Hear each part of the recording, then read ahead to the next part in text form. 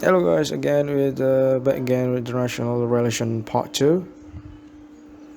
So today it is the second week of the regular practice online. It's about international relation part two. So today is about motion discussion like usual based on schedules, and I will use bilingual as the moderator wanted, because to make the easier to understand. Okay, why international relation part two here? We discuss about the motion, same like previous week, as about independent movements, and these topics is more neutral, both of the side of government and opposition side. Is about this House will support Hong Kong independent movements. So, in this motion, you should analyze what you want to stand in it, what you want to debate, because THW, or THW means this household should describe with the regulation or a policy. Pada umumnya saya seperti Arel dalam membuat mosi, dalam menyampaikan mosi yang sudah dipelajarin ada Arel, assertion, reasoning, evidence, link back. But this is a quite of the undermining and underwhelming for you to deliver information.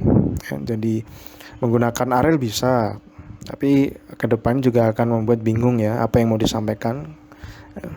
Ini lebih ke kerangka utamanya, dan penjelasannya bisa dijelaskan menggunakan pengembangan dari setiap Arel itu. Jadi asersi ini lebih ke judul, reasoning ini alasan, evidence ini adalah contoh ya, contoh kasus, link back dan kesimpulan. Tapi dalam metode jenis lain yang sering digunakan itu tidak menggunakan Arel ya, tapi lebih ke pengembangannya. Jadi yang pertama adalah definitions. Umumnya definisi yang kalian pelajarin definisi itu seperti kamus ya, arti dari rebellion Hong Kong itu negara apa, enggak seperti itu. Jadi definisi bukan menjelaskan secara definisi kamus, tidak, tapi menjelaskan secara keadaannya ya, menjelaskan dari beberapa keadaan tentang mosi tersebut, mau diambil dari perspektif mana ya. Nah, in this case, jadi definisi itu ada berapa ini? Ya ada 3 kerangka ya pengembangan dari Arel tadi. Pertama adalah status quo. Status quo ini adalah keadaan yang terjadi sekarang ya. It's like the current condition, that's what's happening. Jadi dalam status quo ini, sebelum mosi ini ada, itu sebelumnya apa yang disampaikan gitu ya. Mengapa mosi ini bisa ada? Jadi ada beberapa contoh-contoh kasus sebelumnya yang membuat mosi ini bisa terimplementasi, bisa ada. Dari kerangka tersebut bisa dianalisis dari premisnya ya. Jadi membahas status quo itu adalah premis. Misalnya dari Hong Kong tadi, dari mosi Hong Kong Independent Movement, bisa dijelaskan kalau premis Hong Kong, mengapa negara Hong Kong itu ada, itu karena kan dulu dari colonialism of Britannia, or colonialism of Britain, United Kingdom ya, dari kolonisasi negara Inggris ya, mengkolonisasi Cina sebagian di Hong Kong itu, sehingga makanya ada otonomi khusus ya. Itu premis pertama ya. Kemudian dijelaskan beberapa premis-premis selanjutnya. Oh, mengapa ini bisa terjadi? Nah, misalnya dijelaskan ketika sudah dapat otonomi yang khusus ya, kebijakan-kebijakan Cina itu tidak sesuai dengan apa yang diharapkan dari masyarakat Hong Kong, sehingga terjadi proses memisahkan diri atau separatism ya, memisahkan atau independen ya, karena ideologi yang di Hong Kong itu lebih demokratis daripada komunis misalnya gitu, premisnya gitu ya. Karena dalam setiap mosi itu banyak premis ya, maka sebaiknya kalian memilih membuat klasifikasi dari premis itu ya, masuknya ke dalam ini tipping point. Tipping point adalah masalah apa yang membuat mosi ini bisa sangat penting ya. ya. Tipping point tadi, misalnya ada 3 premis ya, kalian bisa klasifikasi premis yang lemah, secara impactnya itu lemah, kemudian premis yang sedang ya, memberikan dampak yang sedang. Ketiga adalah premis yang tinggi ya, impactnya sangat penting sekali. Misalnya terjadi pembantaian di Tiananmen Square, ketika ada proses dianggap ada pembantaian di Tiananmen Square, itu pembantaian yang dari tentara Cina ya, membunuh para membunuh demonstran ya, membunuh demonstran. Ketika sudah dibunuh, maka ini pelanggaran hak asasi manusia. Jadi kalian bisa menjelaskan dari tipping point itu. Tipping point juga bisa menjelaskan upaya-upaya yang telah dilakukan dari perspektif independen tadi, apa yang mereka sudah lakukan tapi upaya itu tidak berhasil. Nah, itu bisa juga jadi tipping point, bukan hanya premis ya. Kalian bisa memilih. Ini tipping point itu adalah masalah apa?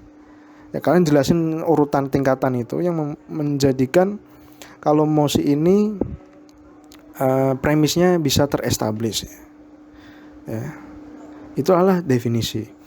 Setelah kalian menjelaskan tipping point, maka muncul sebuah urgency, sebuah kepentingan. Mengapa kok ini sangat penting sekali? Terjadilah eksklusivitas dari mosi tersebut. Ya. Terjadilah eksklusivitas dari mosi tersebut. The urgency. Why the motion is important? Ya.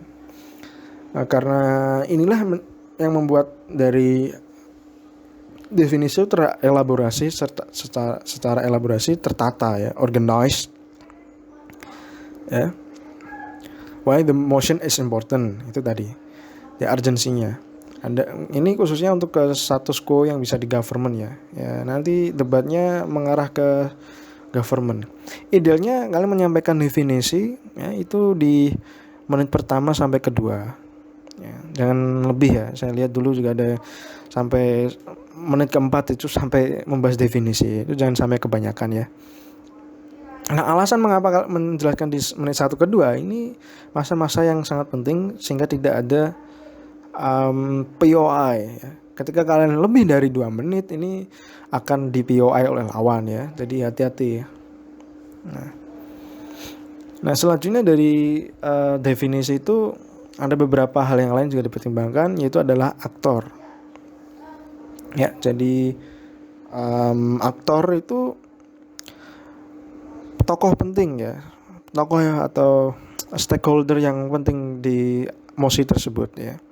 Atau bisa juga menjadi point of view, perspektif dari mana, dari masyarakat ya, dari mana ya. Kalau aktor dalam dualisme ya, kalian pilih menyebutkan itu mention about of the side of the actor ya, mention.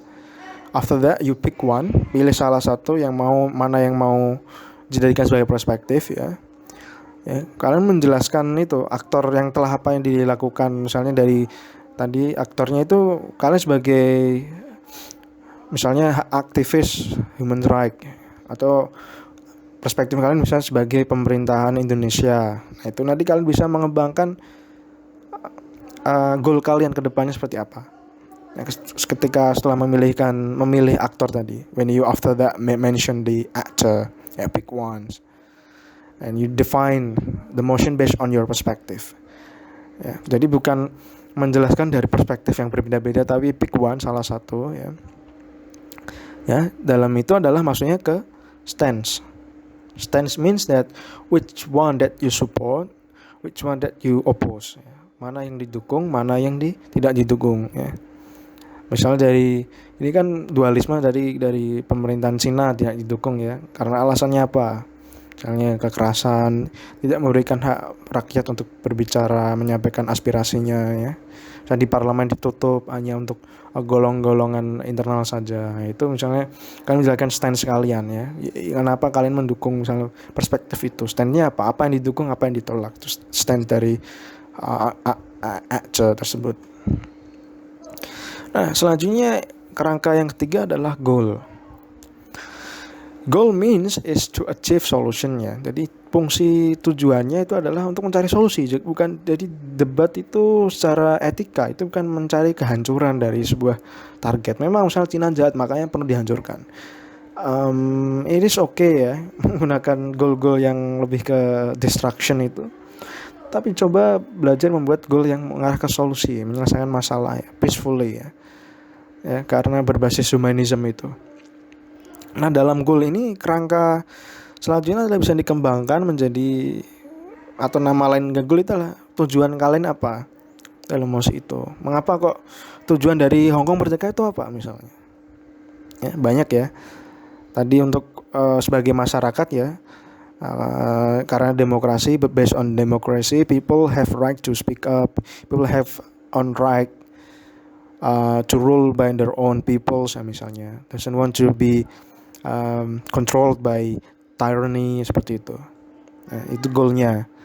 Nggak perlu disampaikan di argumen ya, cukup dalam terimplisit dari mekanisme itu. Jadi mekanisme itu lebih ke mengarah tadi bagaimana cara menyelesaikan masalah problem yang terjadi ya, solve the current problems. And setelah itu adalah mekanisme sebaiknya juga manfaat dari mekanisme itu apa, benefit of mechanisms ya. Misal kalian sudah menyampaikan di first speaker tapi disanggah lagi, nah second speaker bisa menjelaskan lagi mekanisme untuk mengklarifikasi gitu ya. Tapi untuk fungsi utamanya mekanisme mostly you explain in the first speaker. Itu tadi benefit of the mechanism. The next tadi mekanisme ini contoh minggu kemarin ya. Jadi untuk addressnya itu dalam membuat mekanisme itu kalian menyelesaikan masalah yang ada, jangan membuat masalah yang baru, jangan sampai seperti itu.